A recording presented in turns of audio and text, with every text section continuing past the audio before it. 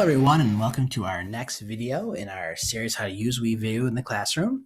This particular video we're going to look at how to create a project and how to navigate the video editor, looking at what's actually out there, and then we're going to dive into individual aspects of actually editing the movies and making movies on WeVideo. Okay, so when you get to your dashboard, you're going to want to go to Create New. That's the easiest way to get started.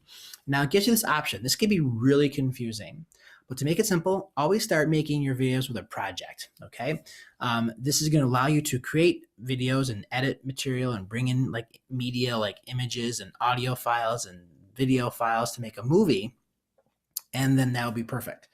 If you went video edit, it's actually going to put it inside a project that you already have created. So if you already have a project you've created and you want to add another video edit to that project, you would start here. But to make it simple, let's start with video project. We click next. Okay, and it's going to ask you to give your project a name.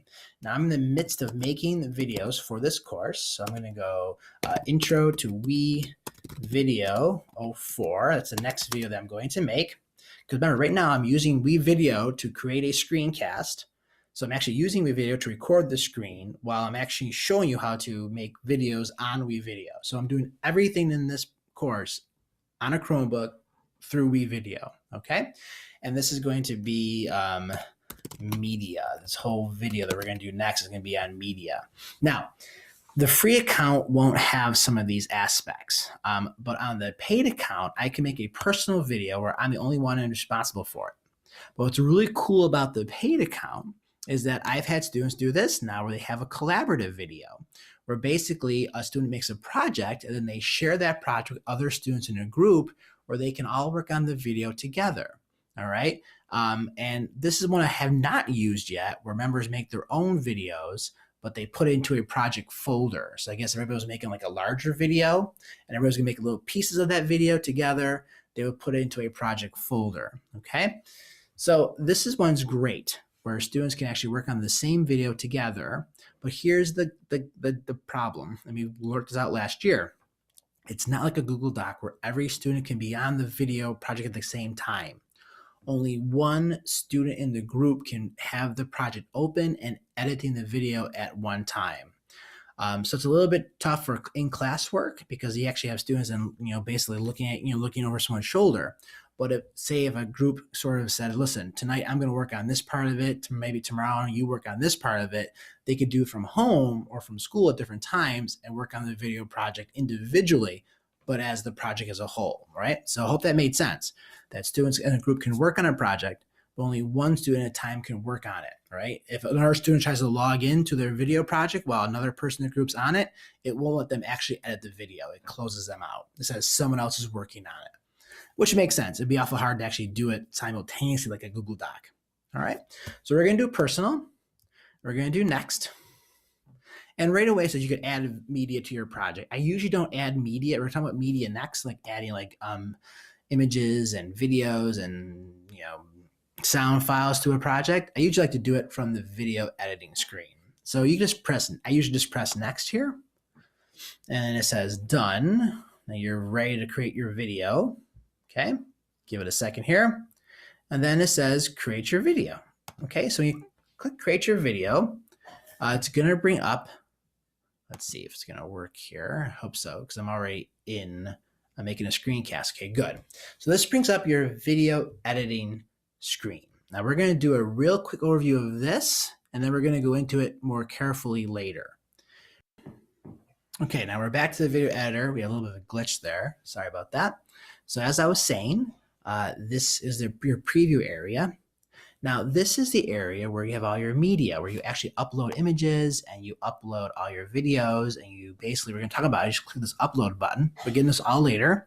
And this is where you would start dragging stuff down on your timeline, which we're not going to do yet today.